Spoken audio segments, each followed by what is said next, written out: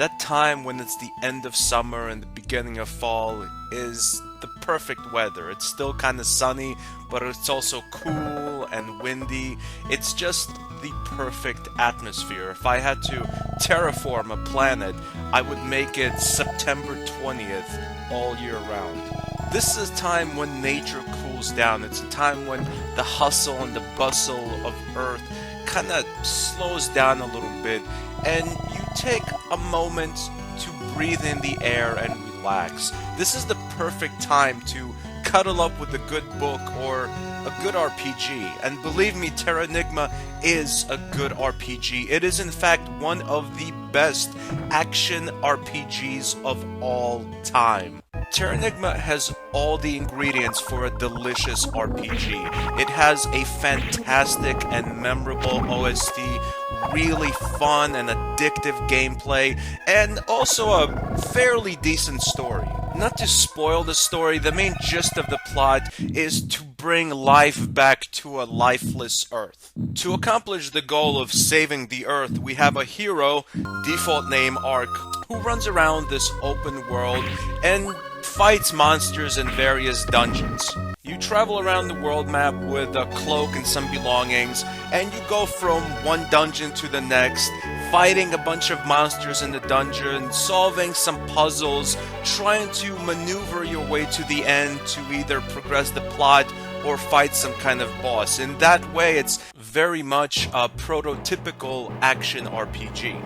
What puts Terranigma ahead of the class in terms of quality action RPGs is how fun the actual action is. For example, it's not just running around the dungeon, jumping and slicing. You have a lot of different attacks and combinations of those attacks. You can of course do your regular attack, then you can also spam the attack button to attack super fast. You of course can jump. This is used to platform, but you can also run and jump, and this is used of course to make really long jumps to platforms that are far away. And also you have this magical force field which you basically use as a shield. This is great for bosses with projectile attacks. You can also jump and hit, run and hit, and combine all these different attacks together to stop any monster in its tracks. This game is all about figuring out the perfect attack strategy for each individual monster in the dungeon and of course all the bosses. You can also sometimes use magic, but I have to capitalize the word sometimes because magic in this game is used very conservatively, just once every harvest moon, shall we say. There's also story-specific items you use in the gameplay without which you just can't progress. A great example of this would be this thread you pick up in the 4th tower. Once you pick it up, you can now go to the 5th tower. You see, in the 5th tower, a guy shoots you and he literally just pushes you out of the tower. You can't get in. What you have to do is take this thread back to your village. Your little girlfriend there makes you a little cloak, which basically makes you immune to this projectile push, and you can finally progress into the 5th tower and progress the game's story. Also in places like the town, you can pick up other useful things like, of course, weapons, armor, and the aforementioned magic.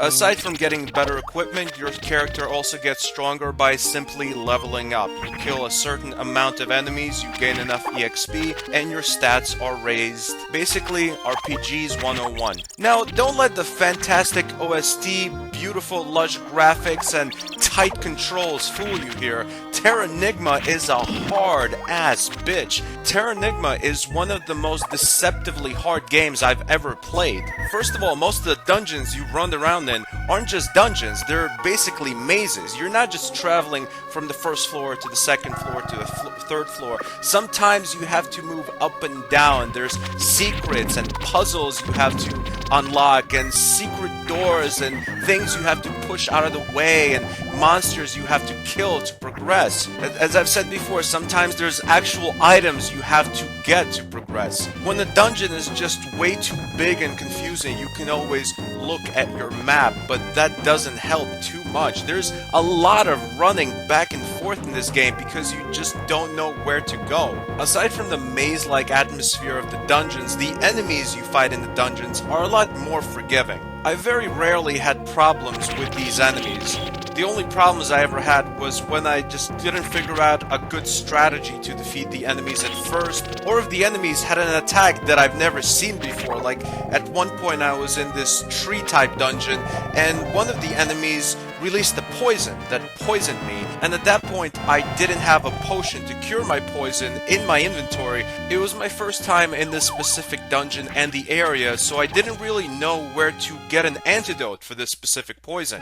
So basically at that point my life was on a timer and there was nothing I could do except die. The bosses in Terranigma are very Mega Man-esque in that you have to study their pattern in order to be successful against them. Boss fights could also get gruelingly difficult. With some of these bosses, the only thing that is certain is death and taxes. You need at least 7 life potions sometimes just to pass a boss, unless you've literally been playing that boss for days at a time and have mastered it.